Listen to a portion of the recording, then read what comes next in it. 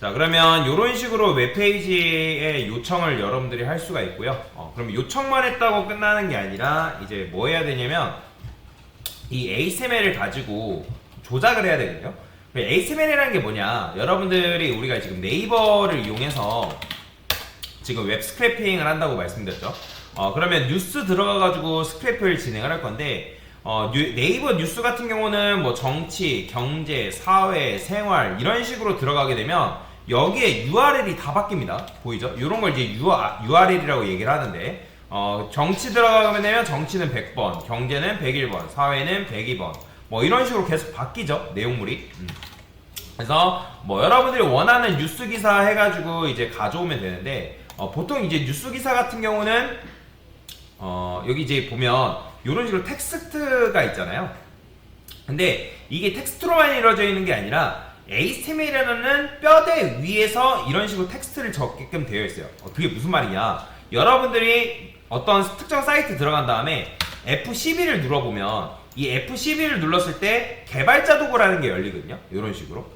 뭐 F12를 누르던 아니면 Ctrl Shift C를 누르던 이런 식으로 개발자 도구가 열리는데 그러면 F12 눌러가지고 여러분들 개발자 도구 열게 되면 이런 식으로 뭐가 있냐면 HTML이라는 게 있습니다. HTML. 자, HTML을 뭐라고 하냐면 마크업이라고도 얘기해요. HTML. 그래서 뭐 하이퍼텍스트 마크업 랭귀지라고 얘기하는데 실무에서는 보통 그냥 이거를 마크업이라고 많이 부릅니다. 즉 웹사이트의 뼈대를 이루는 요소예요. 웹사이트의 뼈대를 이루는 요소다라고 보시면 돼요. 즉 웹의 웹 문서라고 생각하시면 돼요. 웹 문서. 웹 문서다. 그래서 웹 문서의 텍스트를 담당하는 게 마크업인데 그러면 여기에 보면 이제 뭐 바디라든지 뭐 div라든지 뭐 헤더라든지 뭐 이런 식의 이런 걸 뭐라고 하냐면 태그라고 얘기합니다. 뭐라고 한다? 태그. 그래서 여기에 뭐 예를 들어서 여러분들 div가 있어요.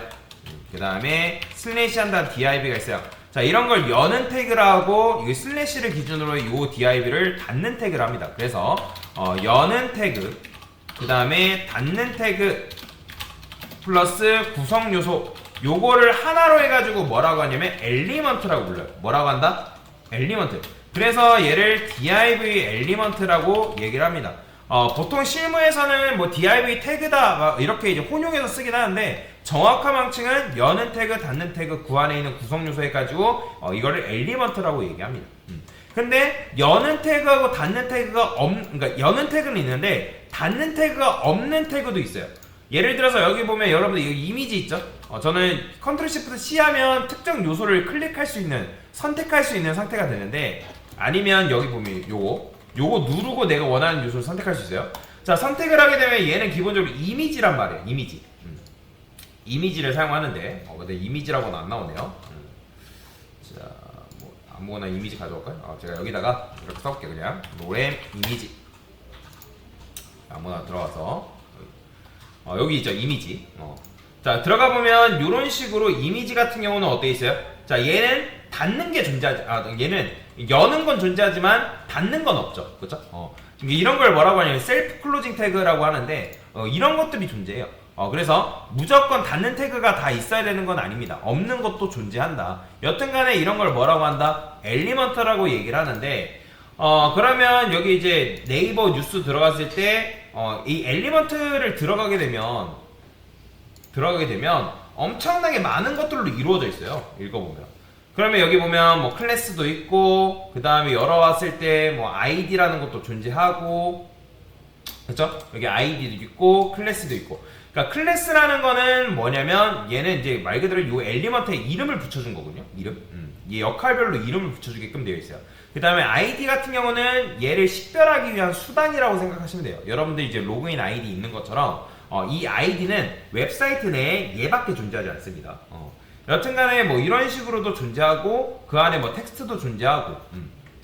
자, 그러면 우리도 마찬가지로 내가 원하는 요소를 찾을 때 뭐 해당 엘리먼트로 접근해서 찾아도 되고 또는 클래스를 기반으로 해가지고 찾아도 상관이 없다라는 거예요. 자, 그래서 제가 이거는 예시 코드는 제가 가져올 건데 예시 코드 같은 경우는 제가 복사하는 거는 여러분도 복사하라는 말이에요. 자, 여기 보면 이런 식으로 있어요. 여기 HTML 해가지고 뭐 여기 큰 따옴표가 3개 있는데 얘는 뭐냐면 여러분들 이렇게 쓰게 되면 원래 여러분들 우리가 보통 글자를 쓸 때 이렇게 쓰잖아요. 그쵸? 근데 여기는 엔터키가 적용이 안 돼요. 그쵸? 엔터키가 적용이 안 됩니다. 근데 여러분들이 이렇게 쓰게 되면 엔터키가 적용이 돼서 얘만 출력해 볼게요. 프린트해서 ASML 실행해 보면 이렇게 출력하는 게 가능해요. 보이죠? 이런 형태로. 그래서 큰 따옴표를 쓰는 거예요. 여러 줄로 뭐 이런 식으로 여러분들 문장을 써야 된다라고 하면 이렇게 쓸 수가 있다. 자, 일단은 얘는 잠깐 주석을 걸고요. 자, 지금부터 이제 ASML을 분석하는 방법에 대해서 여러분들이 배울 건데, ASML을 분석하려면 이 ASML을 분석할 수 있게끔 하는 그 코드가 있어요. 문법이 있습니다. 그러면 그건 어디 있냐? 누가 들고 있냐면 이 뷰티풀스피라는 녀석이 들고 있어요. 여기 보면 뭐 뷰티풀스 뭐 이런 식으로 리스폰스 컨텍스트 뭐 이렇게 하고 뭐 이렇게 되어 있죠. 자, 그래서 저는 여기다가 이렇게 썼고요. 자, 요거 그대로 복사해서 현재 테스트용 ASML을 가지고 데이터를 가져오려고 하는데, 뷰티풀스 사용법과 자주 사용되는 전용 함수 알려주고, 해당 함수에 대해서도 뭐해라? 설명해달라. 그러니까 이런 식으로 쓰는 거예요. 자, 여러분들이 AI를 잘 사용하려면 당연히 사용하는 것도 중요하지만 여러분들이 그 요청을 내렸을 때 그 코드를 이해하는 것도 중요합니다. 당연히 이해하지 못하면 여러분들 백날 그거 써봤자 이해가 안 돼요. 자, 그러면 이제 뷰티풀숲이라는 객체를 일단 생성하래요. 그러면 객체를 생성할 때 ASML을 가져와서 파싱할 파서를 지정할 수 있다. 그래서 이런 식으로 코드를 작성하라고 얘기하죠. 그래서 저는 요거 그대로 복사를 해서 여기다가 마찬가지로 이렇게 쓸 거예요. 그러면 요 ASML 내용이 여기로 쏙 들어갑니다. 그러면 여기도 마찬가지로 제가 프린트 해가지고 솝을 출력해 볼게요. 이거 변수를. 자, 그러면 지금 뷰티풀숲이 이렇게 되는 거는 지금 보면 BS4 이렇게 쓰라고 하나? 뷰티풀숲 에러가 한번 볼까요? 그쵸. 요거는 ASML 파서라고 써줘야 됩니다. 됐죠.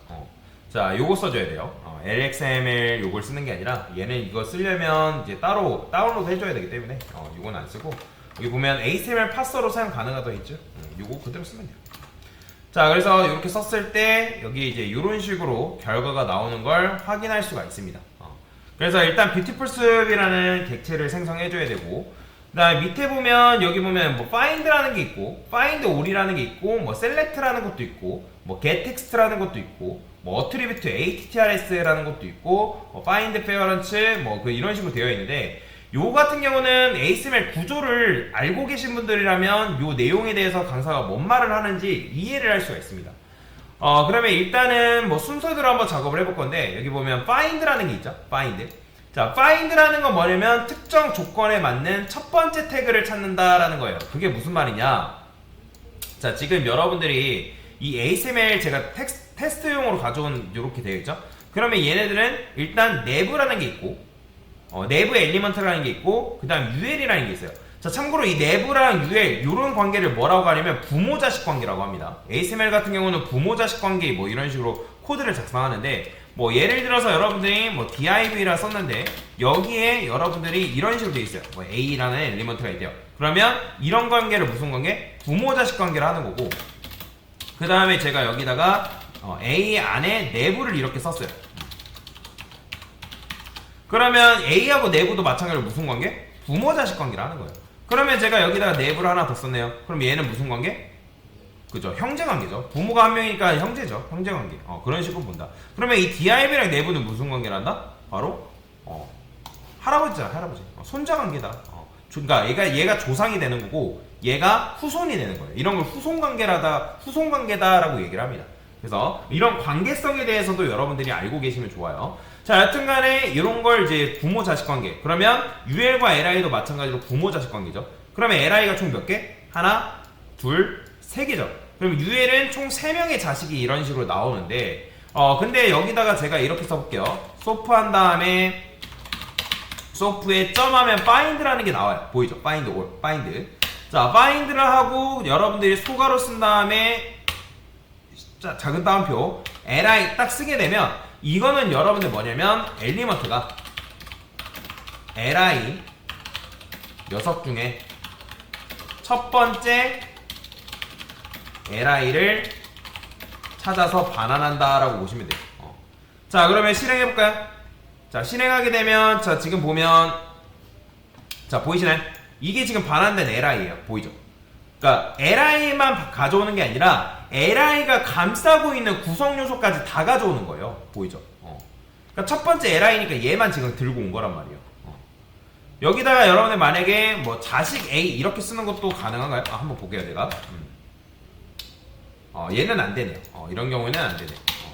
자, 여튼 요렇게 하게 되면 내가 엘리먼트가 li인 녀석 중에 첫 번째 li를 찾아가지고 뭐한다? 리턴해서 가져온다라는 거예요. 이렇게 보이죠? 자, 근데 만약에 여러분들이 내가 li를 하나만 가져오지 않고 li 전부를 가져오고 싶다. 그러면 find all이라는 게 있어요. find all 이런 식으로. 자, 실행. 자, 보이죠? find all 하니까 이렇게 가져오는 거. 근데 얘는 여러 개를 가져오다 보니까 어떻게 돼 있어요? li가 요 대괄호는 뭐죠? 리스트죠, 그죠? 그러니까 리스트 형태로 되어 있는 걸 여러분들이 확인할 수가 있다라는 거예요. 그러니까 이런 식으로 내가 원하는 데이터를 가져다가 사용하는 게 가능하다라는 거예요. 이해되시죠? 그래서 지금 쓴 게 find라는 거 쓴 거고, 그 다음에 find all은 조건에 충족하고 있는 내용들을 다 가져오는 거다라고 보시면 돼요. 자, 그래서 이런 식으로 여러분들 find를 쓰고 있는데, 근데 find 같은 경우는 조금 답답한 면이 있어요. 물론 여러분들이 원하는 요소를 찾아가지고 반환해주는 장점은 있지만, 얘는 뭐가 답답하냐면 구체적으로, 그러니까 내가 조금 더 딥하게 들어가는 게 안 된다라는 거예요. 딥하게 들어갈 수가. 그러니까 딥하게 들어간다는 게 무슨 말이냐면, 보통 여러분들이 뭐 내가 A라는 녀석을 선택한다 하면 뭐 CSS라는 것도 있어요. 선택자라는 개념이 있는데, 선택자. 그러면 물론 여러분들이 이 구조, 요 구조에서 내가 never라는 녀석을 선택하고 싶다 하면, 만약에 여러분들이 find 해가지고 A를 검색해버리면 이 A만 딱 검색이 된단 말이에요.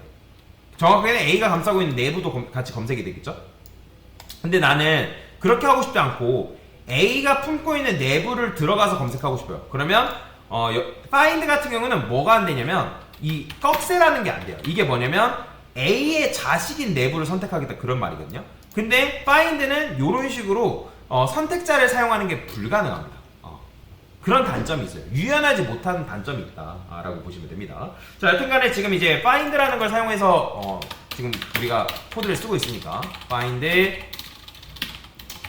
all 뭐랄까요, 연습이라고 쓰죠. 그러면 얘를 이용하면 이런 것도 가능하겠죠. 여기다가 제가 find li라고 쓰고요. li라 쓰고 이런 식으로 넣을 거예요. 자, 그러면 폼은 돌려볼게요. 폼은 돌려서 여기다가 저는 i 그 다음에 li라 쓰고요. 그 다음에 enumRate 쓸게요. enumRate. 자, find li. 자, 그래서 프린트에서 저 fstring 써서 i랑 i 그 다음에 li 뭐 이런 식으로 여러분들 출력할 수 있겠죠. 자, 보이죠? 자, 지금 제가 보면 0번째 li, 1번째 li, 2번째 li 이런 식으로도 여러분들이 뽑아오는 게 가능하다라고 보시면 됩니다. 근데 이제 보시면 이렇게 이제 가져왔는데, 만약에 여러분들이 A를 검색하고 싶어요. A. 그러면 제가 이번에는 따르게 해볼게요. A. 자, A라고 썼어요. 자, 그러면 모든 A가 검색이 다 되겠죠? 그쵸? 자, 보이죠? 지금 보면 이제 네이버로 이동, 구글로 이동, 뭐 다음으로 이동이 나와요. 이런 식으로. 이렇게 나오는데, 여기다가 여러분들이 점한 다음에, 얘는 이게 안 되네요. 자, 이걸 이용해서 얘도 마찬가지로 반복문으로 돌려볼게요. 얘는 그냥 요거 자체로 돌립시다. 자, 이렇게 돌렸어요. 자, 얘는 A예요. A. 근데 A만 쓰는 게 아니라 A에다가 점한 다음에 get text라는 게 있습니다. get text. 자, get text라는 함수를 사용하게 되면 뭐냐면 이 A 엘리먼트가 들고 있는, 자 일단은 A만 출력해 볼게요. A만 출력하면 어떻게 나오냐면 이런 식으로 나오거든요. 0번째 A, 1번째 A, 2번째 A. 근데 나는 A가 들고 있는 요 네이버로 이동, 구글로 이동, 다음으로 이동이라는 걸 가지고 싶어요. 그러면 get text라는 걸 쓰면 돼요. 자, 여기다가 이런 식으로 써볼게요. A text 뭐 이런 식으로. 그 다음에 A 텍스트다 라고 이렇게 쓰는 거죠. 자, 실행해 볼게요. 자, 보이죠? 이런 식으로. 실제 데이터를 스크랩할 때 이렇게 여러분들이 데이터를 가져올 수가 있다라는 거예요. 그죠? 그래서 네이버로 이동, 구글로 이동, 다음으로 이동이라는 걸 가져올 수가 있다라고 보시면 됩니다. 자, 그래서 이게 바로 뭐다? find를 사용하는 방법이다. find는 특정 엘리먼트를 검색을 해서 그 엘리먼트에 접근해서 찾아오는 거예요. 근데 이렇게만 쓰면 제일 첫 번째 li만 검색이 되는 거고, 이렇게 하면 모든 li가 검색이 되고, 그 다음에 반복문을 이용해서 그 li들을 가져올 수도 있고, 그게 아니다. 나는 A 엘리먼트를 가져올래. 그러면 여기 HTML 상에서 있는 A 엘리먼트를 가져오고, 그 다음에 그거를 뽑아온 다음에 뭐 한다? getText라는 메서드를 이용해서 그 텍스트만 깔끔하게 가져오는 거죠. 그래서 이런 식으로 find라는 걸 사용할 수가 있다라고 보시면 되겠습니다. 자, find all 쓰기라고 쓰겠습니다. 아이고, find라고 썼네. find인데 find라고 썼네. 못하죠. 자, 하여튼 됐습니다.